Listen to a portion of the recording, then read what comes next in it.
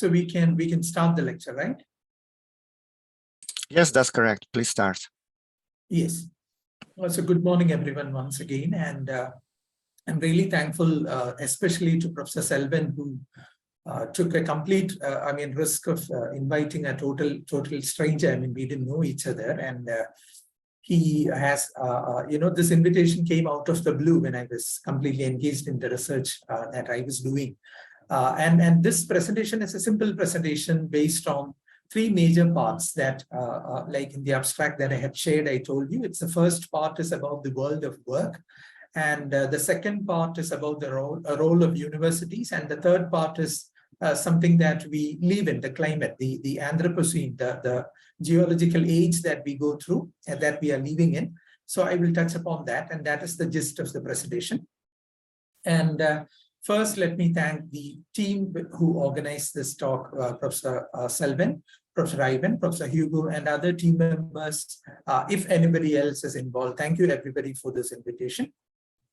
And this presentation is dedicated in memoriam to a very dedicated economist, an Australian economist, Martin Ravellian, who passed away in December on the eve of Christmas, whose large body of work was about measurement of poverty and inequality. And unfortunately, we lost him. And this presentation is dedicated in memory of this great Australian. So moving on, this is the gist of the presentation. First, I would like to talk about the world of work, then moving on to a short,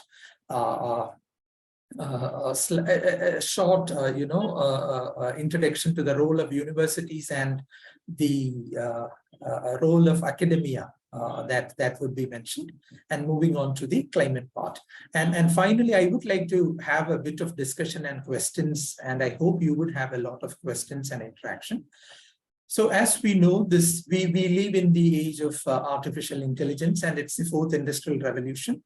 And this particular picture shows the evolution from the first industrial revolution, when the steam engine was discovered as part of the industrial revolution in England, the textile mills which produced clothes, etc. During that time. So the first industrial revolution, moving on to the discovery of electricity in the second industrial revolution, and third, emergence of computers, and the present day where we look at machine learning and artificial intelligence and generative AI, which I will be mentioning in detail in the latter half. And since I do come from, not from an engineering background, but from economics and finance background, my focus would be on what really happens in terms of theory and practice when the technology interacts with labor and work as a variable. And that is something very interesting. And it's a large field of research that is happening out there. And especially two people, the Turkish economist Acemoglu and David Otter. The right way to pronounce the Turkish name is Acemoglu. You might have heard he's working in MIT and one of the most potential people to win a Nobel Prize in economics in the upcoming years. So I would be focusing on that part, and I have not, taken any of the complex mathematical equations presented in this slide, because once Stephen Hawking, when he published a book, in one of his books, he had mentioned every equation in a book or in a presentation reduces the readers or listeners by half. So by that wisdom, I have not included any of the equations or mathematical models in this. I would focus on what exactly happens in terms of theory as well as practice. Now, when you look at the three major waves of the fourth industrial revolution, especially in countries like the middle income countries like India, you look at the first wave, that is automation and its associated job polarization. Job polarization is a term which I would be explaining in detail with data. The second wave is big data, looking, bringing jobs in finance, insurance, banking, healthcare, data analytics, etc.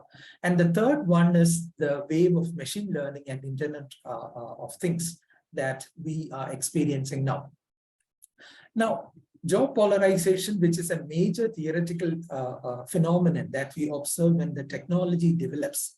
What happens is, we see a phenomenon across the world from 1970s, 80s, and 90s, the decades when we observe data in terms of employment, the middle skill jobs are disappearing when compared to the high skill jobs as well as the lower skill jobs. So job polarization theoretically is defined as the automation of middle skill jobs, which require routine cognitive and manual application when we compare to the high and low skill jobs.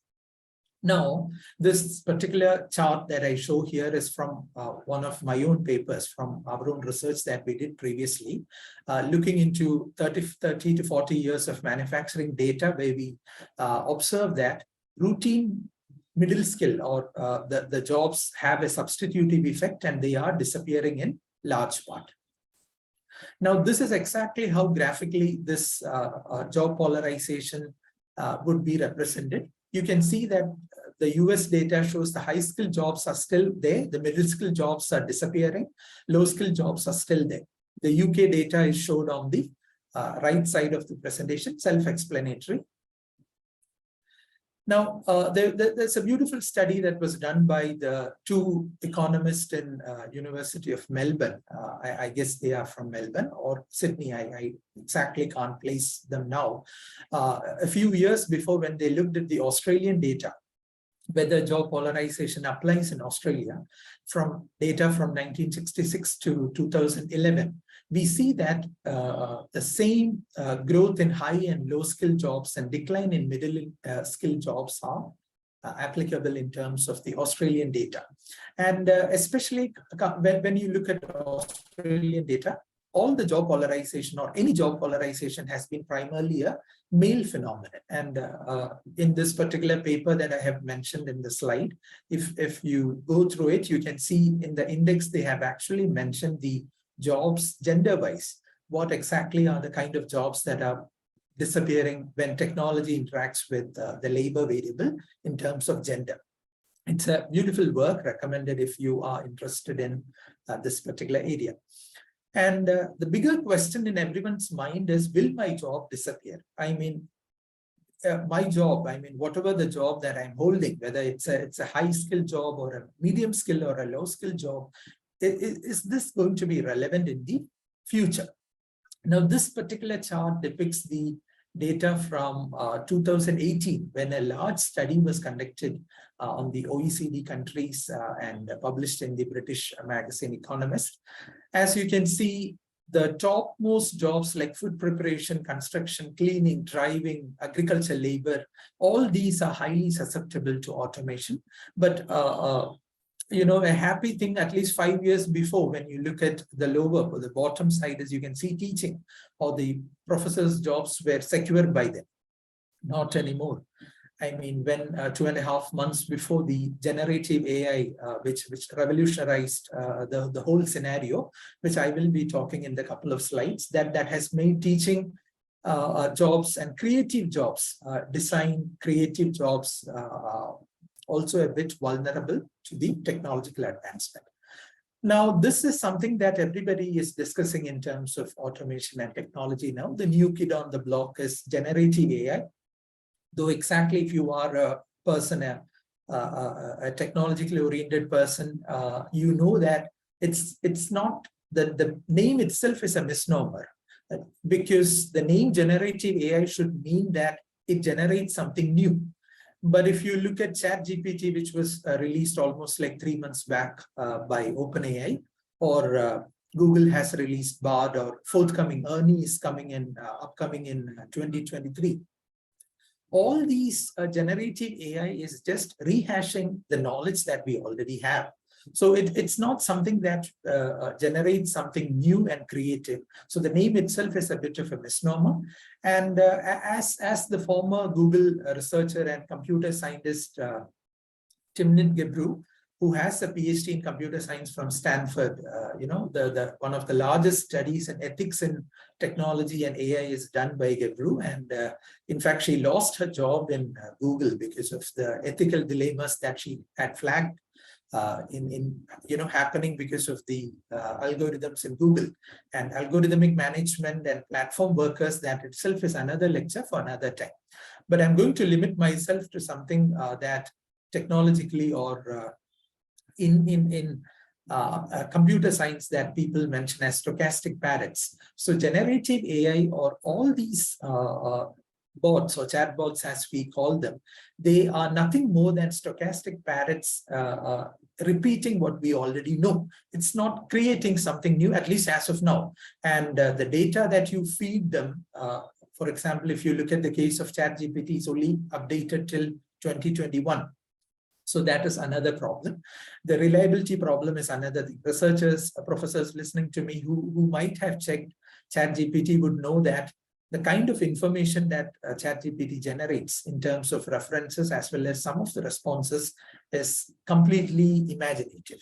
It's not reliable. So that is something that we should be aware of. And before I mention the quantum age and the leap in quantum computing and research, I would let me show you two responses from ChatGPT. When two questions were asked to ChatGPT, this is something that they answered. This was widely circulated, on social media. You might have come across that. On the left-hand side, you can see that when a question that was elementary, a reasoning question was asked, it could not identify the name of the fourth child. And that is self-explanatory, the kind of knowledge that it has. And second, and again, a problem in terms of an age problem, and it was given, it has answered, the sister's age calculation, it has answered as 73. Can anyone listening to me tell me, what exactly is the answer to the second question, the right side question? Anybody? Maybe 67. 67. That's see, without even blinking an eye, Professor Ivan has beaten ChatGPT. Thank you. So this is exactly what I'm saying. This is exactly what I'm saying. But when we give a simple elementary question, and this we look at a fifth standard or a sixth standard level of elementary mathematics, as of now, the chatbots are not able to produce an answer. That is one of the limitations in terms of the generative AI programs that are currently available. And again, the dawning of quantum age. Last month, there was a paper in computer science which made waves, published by Chinese computer scientists, that they had cracked a major, they came across they presented a new method in encryption. Cracking the codes. But again, there is a large amount of skepticism from the scientists in the Western world. And that again, we cannot deny the power of quantum computing, and it's out there helping us to crack research that we could not hitherto imagine previously. But again, there is a risk of quantum shocks, and that again is a large area of discussion that maybe if you have questions, that we could take that up in the later stages. And I have given you the additional reading from New York Times that discusses, the reliability problem of technology, and especially when you apply the facial recognition technology. At least initially, what came across was there is a sort of a racial discrimination when facial technology was applied to human beings. So the link is given where you could look at that. And this is another interesting feature. This is an artwork which is generated by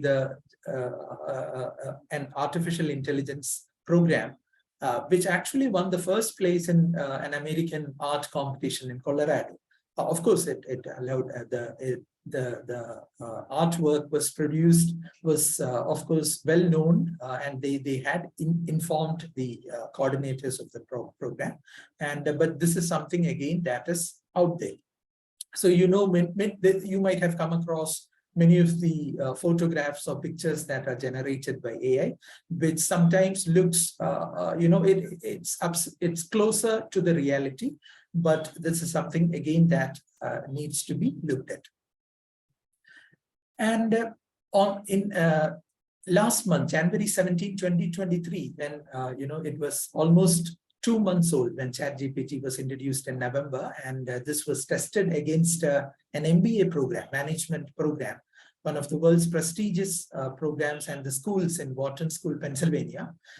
when a professor tested this against a paper, operational research, which is of course mathematical, and ChatGPT was able to score B to B minus grade in the exam, which also means connected to the previous couple of slides before, when I showed you in 2018, the data showed us that professors' job or creative jobs were much safer, and now this is a much bigger threat.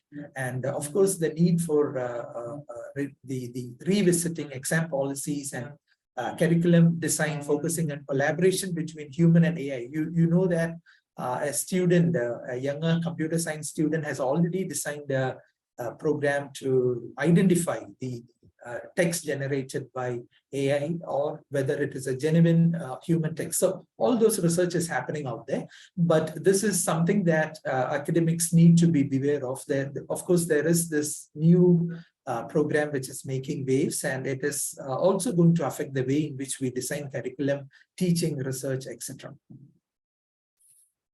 And but on another side, innovative use of technology, when the technological advancements are used, there are companies making profits. You know, there is a company which is looking at pest control and expanding from the UK to the to other parts of the world, in fact to the US, and they are also connecting the data from developing cities.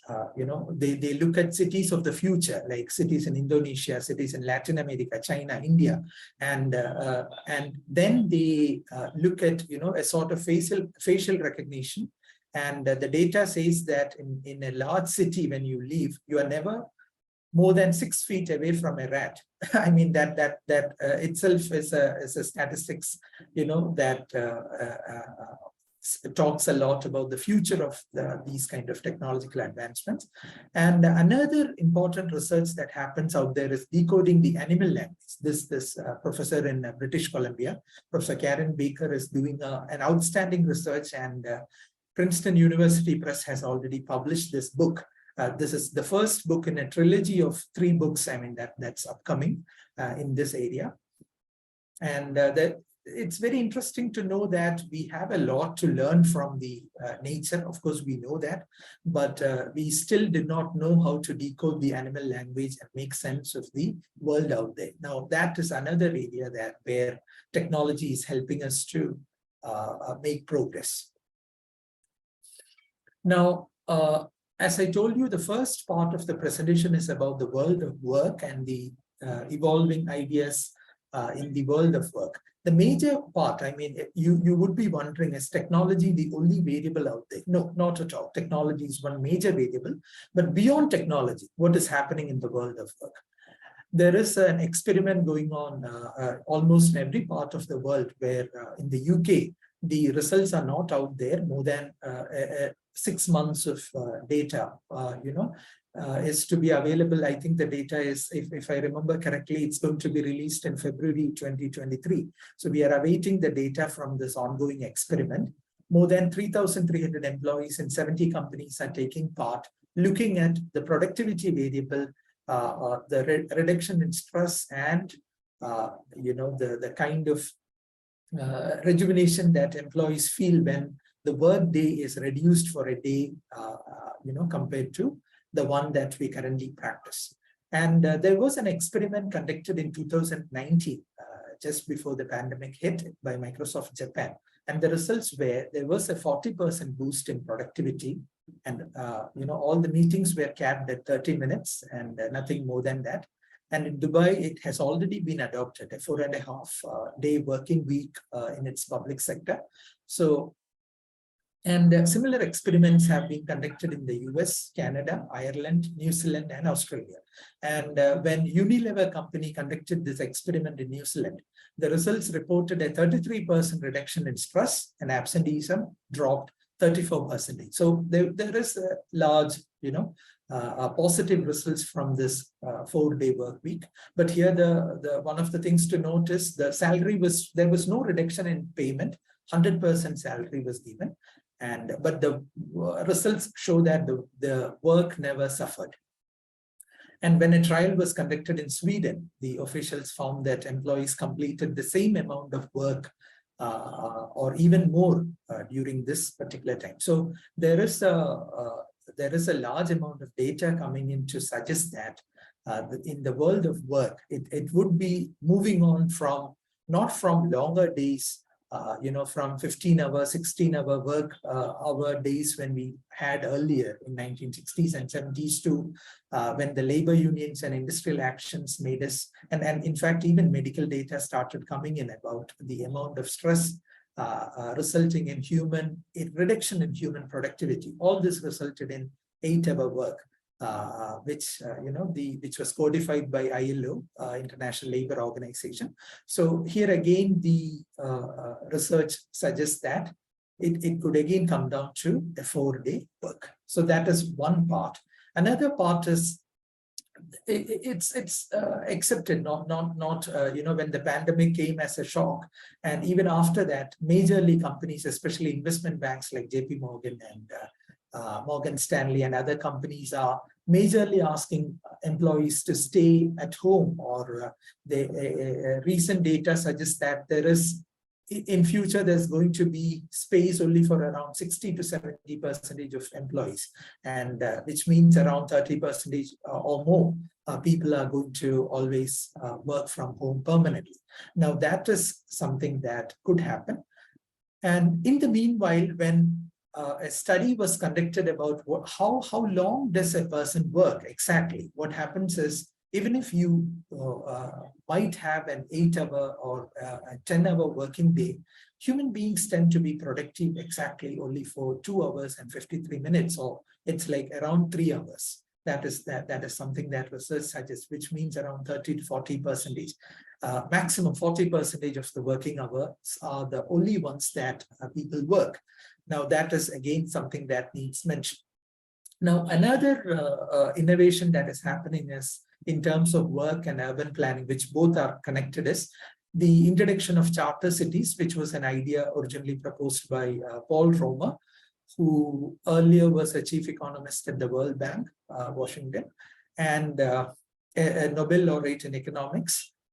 He proposed charter cities as a sort of new combination of rules from the existing poor governance to new rules, and something where something where technology and innovation is not limited by the bureaucratic rules of the cities that normally we face. So Shenzhen in China is considered as one of the stark example of charter cities, and Dubai and Singapore are developed as charter cities. So that is a new development where the normal rules don't apply, where people, the venture capitalists and the unicorns and soonicorns as the new capital innovations happen in terms of work and cities. So this is something that is happening around. And another thing that people are considering in the world of work is to create work hubs. This is again related to the charter cities that I mentioned.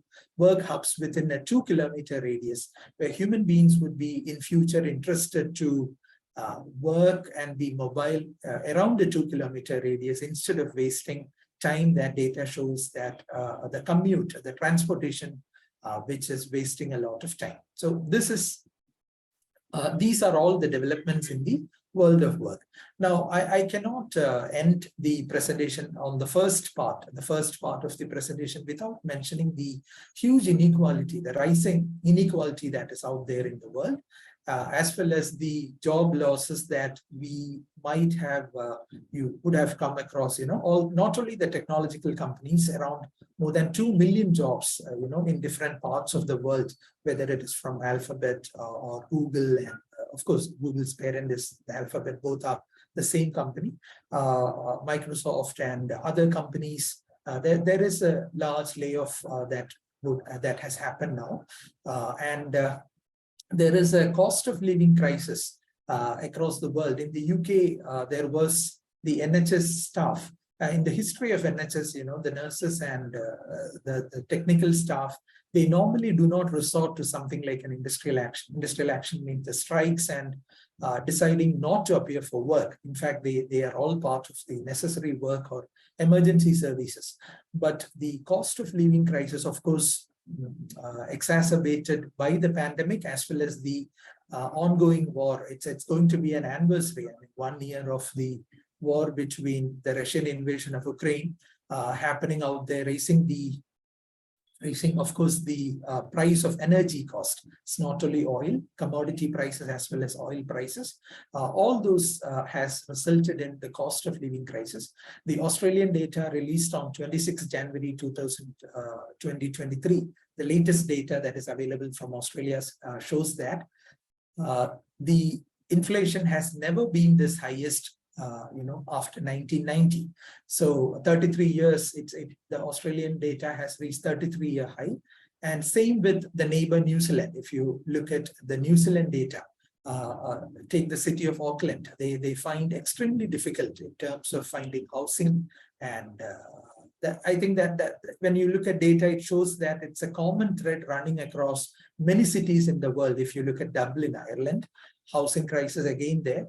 You look at Netherlands, where it says there is a cap on housing. I mean, they say there aren't houses anymore for people who really come for studies or research, etc., and people who come as part of migration.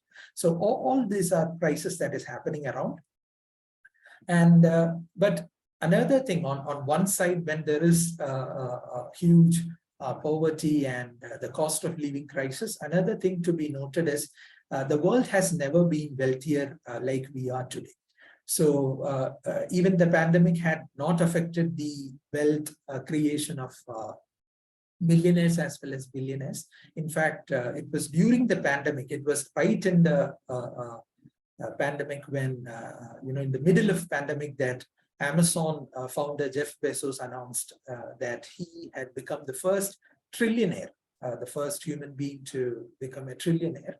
And of course, you might have seen the video where he and his brother and a couple of people they went to space at that time. So that is also happening on the other side. And the Oxfam data, which is an authentic data on the rising inequalities, right in front of you. And the report suggests that if you tax, if there is a 5% tax on the world's multimillionaires and billionaires, we could raise $1.7 trillion a year, and that could be enough to lift 2 billion people out of poverty across the world. So that is a telling statistics by itself. So moving on. Now I come to the end of the first part, and if you love movies like I do, in fact, the 3 chapters was divided. This presentation was inspired by the legendary movie maker Quentin Tarantino, who makes movies in terms of chapters. So I divided my presentation inspired by the legendary filmmaker. Now, if anybody listening to me would like to watch some movies on this, the Minority Report, which was far ahead of its time when it was released in 2002, if I remember correctly. And the second movie, which was released in 2013, it's an Oscar-nominated movie where a person comes home after work and has a kind of course, it starts with a long conversation and then develops a kind of relationship with artificial intelligent voice. And that is very telling about the times that we live in. And at the end of every part, I would also suggest a bit of a reading list. Now, if you forget everything what was discussed in the presentation, you could look at these books, on the world of work. It's a fascinating study by the British anthropologist James Osman, who is, I guess he's in Cambridge, who was educated in LSE, and he's in Cambridge. So this is one of the defining books. And Professor Linda Creighton of University of London has again published, there are 2 books by her on this and redefining work. The second book, The Work Without the Worker. Now, looking at inequality, Tony Atkinson's legendary, iconic book on inequality, the French economist Thomas Piketty's work on equality as well as inequality and the times we live in, and Financial Times' head of economics, Martin Wolf. So these are books that would help you to make sense of the world we live in. Now, moving on to the second part of the presentation, which the second and third part, which would be smaller parts, where I would like to, focus on only the key points, and the rest I would leave it to the question and answer discussions that we are planning to have. Now, what role do academia play in all these vibrant changes that are happening around us? I mean, what is the role of universities? And we know that we do research, we do the teaching part, we do create knowledge, but when we look at data, what we see is academia is not attracting the best and the brightest students anymore. Even if there are researchers who come to complete a PhD or a master's degree, what we see is right after their doctoral studies, they do move to corporations which also reward them better, and there is also an incentive to create better things. So, that is something that we need to be aware of. We are not having the best minds walking around our universities. Sadly, they are not the ones walking around the universities anymore.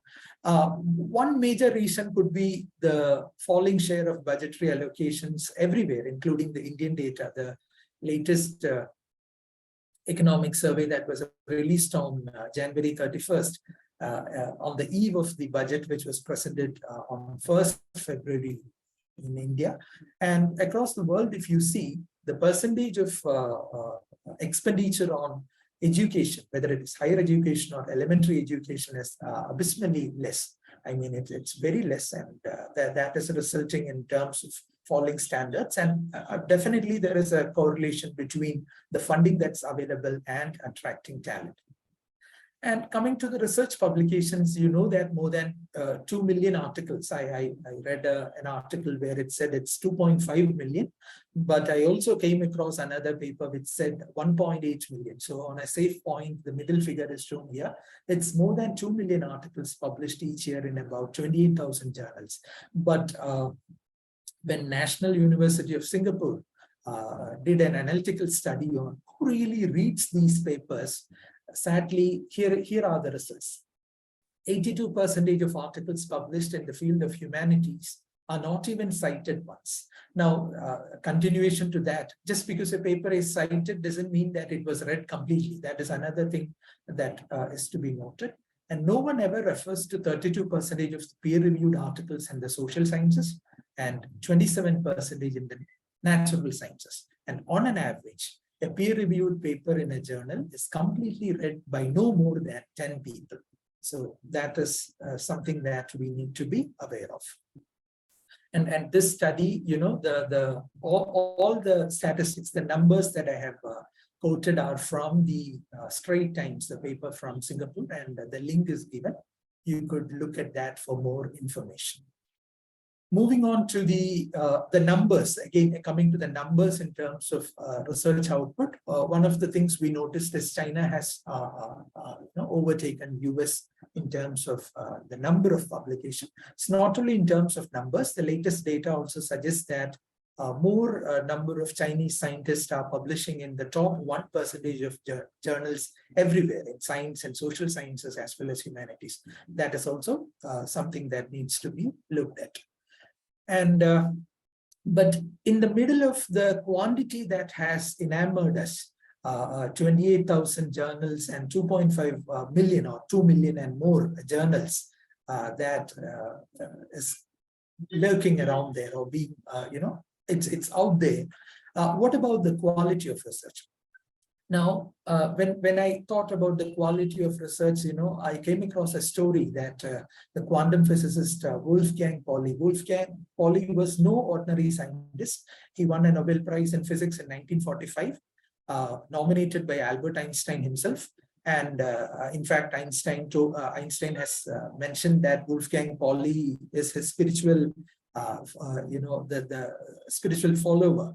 And Pauli's principles are there, I think, in engineering textbooks. So he was a notoriously cantankerous professor, but brilliant.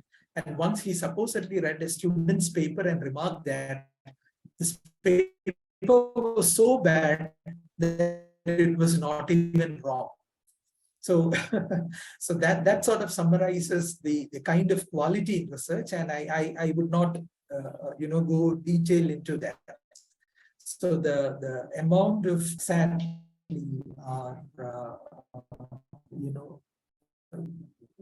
not up to the mark in terms of the quality standards that we have to set ourselves. I think the university, of course, is a creative place, and we need to set our standards. In universities around the world, there's the ethics in the university system, whether it could be related to the diversity in terms of including more faculty and students from underrepresented. It could be gender underrepresentation, or it could be from geographical underrepresentation, historical, injustices done to communities. So all these are things that academia needs to be revisiting and rewriting the rules. And tenure system is another thing, especially in the US. There was this case of much widely discussed in the media, the case of Garcia Pena in Harvard, and New Yorker has discussed that case in detail, why she was denied tenure at Harvard. And the rule in Harvard is if you are denied tenure, you need to resign and leave the place. And but fortunately, she, as a scholar who has published a lot of books in terms of Latin American studies, will be joining Princeton in July 2023. So, but that is something that is related to the ethics in the university system. And see, these are all a bit normally academics do not discuss this because it's something that we might be a bit uncomfortable in discussing. It's the scenario of who will bell the cat, the kind of bureaucratic rules that we lay down in the university system. And which directly affects the kind of talent that we attract in terms of students as well as faculty. So this is again something that I'm really flagging in terms of my presentation. And I come to the end of the second part, and these two books, the Intellectual Lives of Children, published by Harvard University Press. Susan Engel is an American researcher who this book is very special in terms of the long years of research, 40 to 50 years of data in terms of showing how to nurture creativity and innovation in children and develop them as adults, and how do you push adults to take up research, and how to make breakthroughs in terms of original research and ideas. So that is the first book. The second book, a professor by Harvard in Harvard Business School, he has written after his, once he came out of the university, he has written what it means to be a teacher and a professor. It's a very touching book, partly biographical, but partly philosophical, and highly recommended to professors and academia in the university system. Now, moving to the last part of the presentation, which is the age of the Anthropocene. Today, one of the things that is widely discussed is the term polycrisis. Polycrisis means scientists say that we are at the verge of a crisis where, in fact, there are like 6 crises that they have normally, scientists normally discuss that. It's like a domino effect. One thing happens and everything goes wrong. So that is polycrisis. Too many crises around us. It could be man-made disasters like the war that is going on, or the kind of ignorance in terms of non-adherence to building code, all those things resulting in huge damage and devastation. Or it could be natural disasters, sadly, that happened in Turkey and Syria, the border of Turkey, the southern part of Turkey, sadly taking the lives of more than 37,000 people, as we know now. So these are something that is happening around the world, and the world failing to keep the Paris Agreement, limiting it to the pre-industrial level of 1.5 degrees Celsius has dire consequences for people around the world. And you know that extreme events are happening around the world. It could be floods, wildfires, the loss of species, habitats, heat waves, and droughts. It's also changing the way in which people have food. In fact, in the budget that was presented in India by the finance minister on February 1, 2023, for the first time, they allocated a large part of money for millet research in millet, and that is something that was recommended because people are going to be shifting from rice and wheat and other kind of crops that we normally are used to because of the effect of Anthropocene. So Anthropocene, the word itself means it denotes the geological age in which that we live in. It's a scientific term, and in the Anthropocene, for the first time, the human activities are impacting every realm of activity that is happening on the planet. Now, this is just a snapshot of things that happened, major events that happened across the world. The floods in Nigeria, which relocated millions of people in 2022. The floods in Pakistan in 2022, which was devastating. I mean, it followed a drought. I mean, previously there was a drought and then there was a large number of flood. And the wildfires in Australia 2022, which evoked a huge amount of anger in people. And I came across an article where even after 1 year anniversary, Australians were really angry about the poor response or limited response by the government at that time. And some of them decided that they are never going to rebuild their home again. And they have become climate activists, informing people about how to live a sustainable life.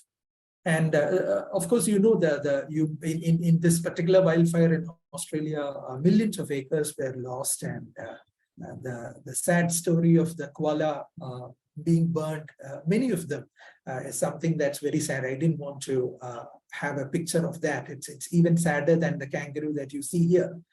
So moving on, the snow bomb or the blizzard that hit the eastern US in January, very recently, if you have your students or friends or colleagues, they would tell you it was once in a lifetime. People who stay in, especially in parts of New York, the New York state, say that they have never come across something as this sort of a blizzard. But you can see a lady running through the blizzard. This is from Massachusetts. So that is another event. And the heat wave last summer in the UK, a terrible summer that happened, burning all the gardens. Londoners are and Britishers are normally they do a lot of gardening, and it was like terrible to see that the heat wave has completely, it has become the new normal, affecting everyone's life, including gardens. And there was a heated discussion about again, climate change and how it's affecting our normal activities in our lives. And happening in Chile, the southern part of the earth, February, it's still happening. I think they are struggling to keep the fires out, the forest fires burning in central and southern Chile. So this is a snapshot of things happening around. And when all these events are happening, there are also climate deniers who say that the climate is not affected by human beings, or human beings' activities are not affecting the climate.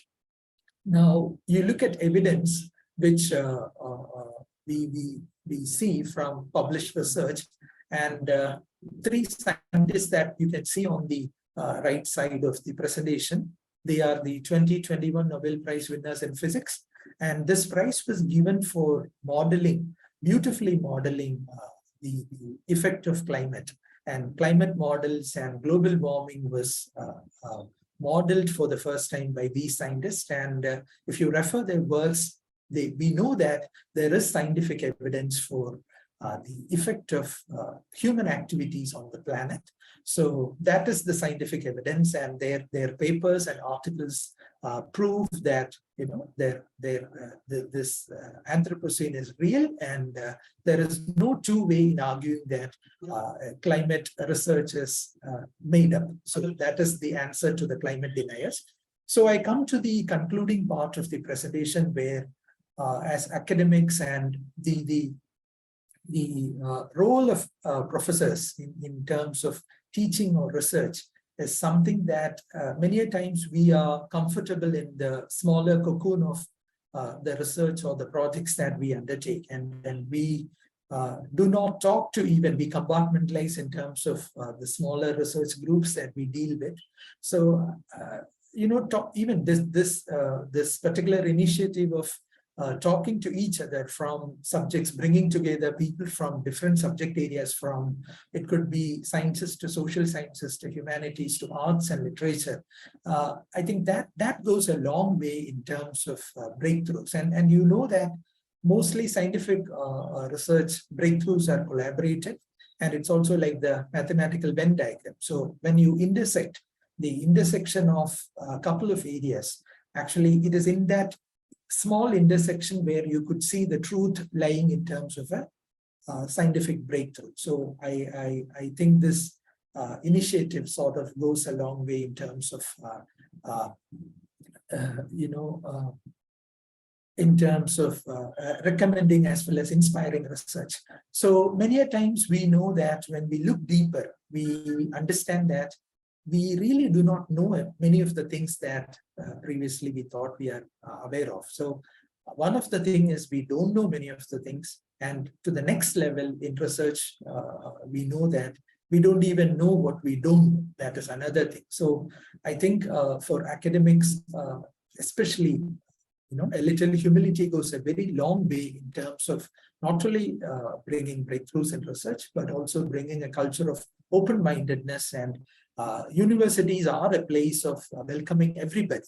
And I guess, that's an important message of this presentation. And so I come to the last part of the presentation. I leave you with this thought, a Haitian proverb. Haiti is a country, and they do have a proverb where they say there are mountains beyond mountains. So one breakthrough, once it is done, and one small problem, once we solve, we are aware of something larger and something bigger that awaits us. So last on a lighter note, in 2021 October 4, when for 5 hours technology, all these Facebook and Instagram and social media went down for five hours, what happened was one part of the world, or majorly people who were hooked up to their phone, their lives came apart. And I came across an article where they said that people's relationships went awry because of the non-working of technology. And at that time, there is a Twitter handle of the god, and of course it's a person, but it's the tweet of God was Instagram and Facebook are currently not working as a democracy, society, and a healthy sense of self. And anybody who has traveled around the world knows that there is beauty out there if we care to lift our faces up from the phones that we are glued to. There is a natural world which is very beautiful, and which is something very philosophical and deep from which we can learn. So on that thought, I end my presentation. And this is the reading list for the third part. The young climate scientist, the Swedish climate scientist Greta, has brought out a new book, climate book, which is collecting all the research and articles till date on climate. It's a very valuable book if you are interested in terms of looking and understanding about the nature around us. I would recommend that. If you are looking for something lighter, this is something, the green humor for a green planet is something where the story of environmental change is told from the perspective of animals. It could be an emperor penguin or a bird, or a peacock, or animals talking about the activities that this particular species called human beings are doing on Earth. That is something. And the third book, if anybody listening to me read German, the book is in German. This is one of my colleagues, who is a medical doctor who was sent to Antarctica. There is a Concordia Research Center, which is a collaborative research center by Italian researchers as well as French government and ESA, the European Space Agency. So she was staying there for 1 year along with a team of scientists. And once she came back from the place, she has published a book about life, how isolation, how much isolated that part of the world is. And we are talking of minus 80 degrees Celsius climate. That is the coldest part of Earth. Concordia Research Center that is in Antarctica. So this is something that you can look at. And from a very large point of view, these two books which were published by scientists and professors recently, The Good Life, the world's longest study on happiness, it's a fourth generation of research. For a very long time, this research was happening, and finally we have some pieces adding together about human life and published by professors in Harvard. So that is a new book. Another one on the healthier and happier science of living. So these are two books that I recommend if you are interested in generally knowing about well-being and living a healthier and happier life. So I come to the end of presentation, and once again, I thank everyone. So I thank you for patiently listening to me and giving me this opportunity. And if you have any questions or discussions, I would be happy to listen to you. Thank you very much. Thank you, Francis. Thanks for your time. Thanks for the presentation. We just had like the whole hour. We'll probably still like a bit of time for questions. If anybody would like to ask a question,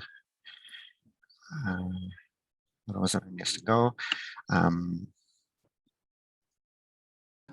Even I have got a question or a comment to make. Mm-hmm. Hi, Francis. Thank you for the interesting presentation. You mentioned while referring to the revolutions, you referred to the AI-based revolution as the third and final revolution, isn't it? No, the fourth. So, fourth, okay, fourth and final. But how can we say this would be the final? How can we say that there can't be a fifth revolution? It's not final. If I use the word final, it's a mistake from my part. It's not final. Oh, yeah. It's never final. In fact, thank you for pointing that out, because human innovation and creativity is never limiting. I mean, that is one of the good things about human beings. See, when we talk about poly-crisis, we also know that there is a poly-innovation happening. See, on the same time,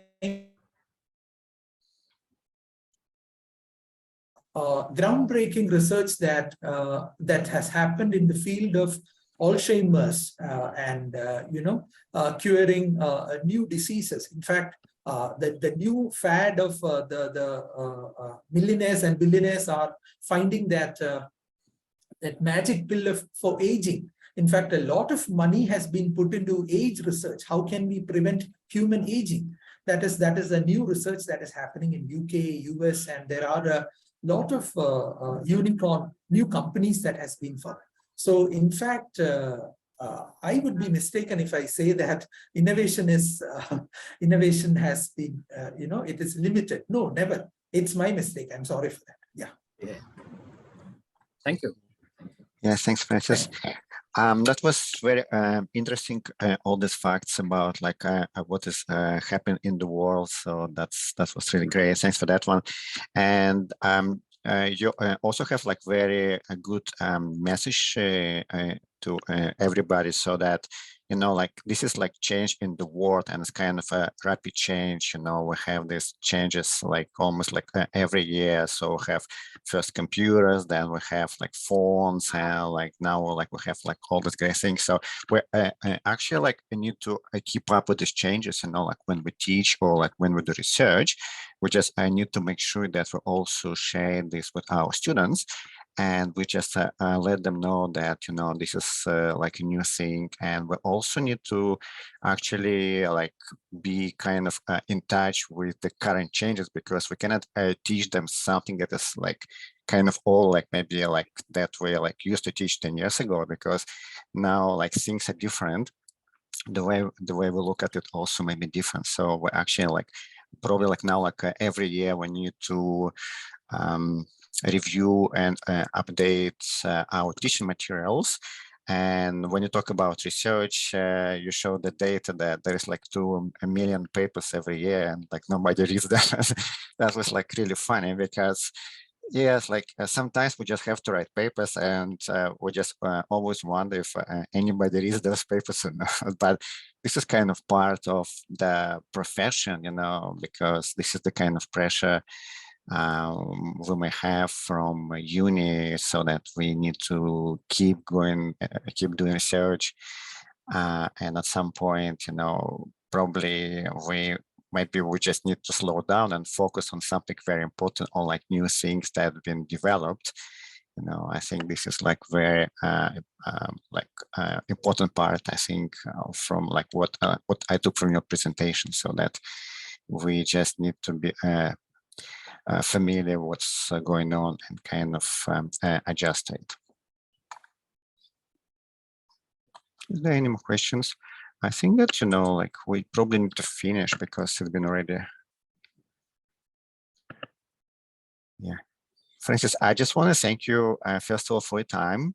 Thanks for presenting this, and thanks for this very interesting presentation from sort of a little bit a different point of view. I think your background is economics, right? And that was like really interesting, like to see how you look at the problems and like how you try to solve them. So I think that will be also very interesting to us, because most of us have engineering background.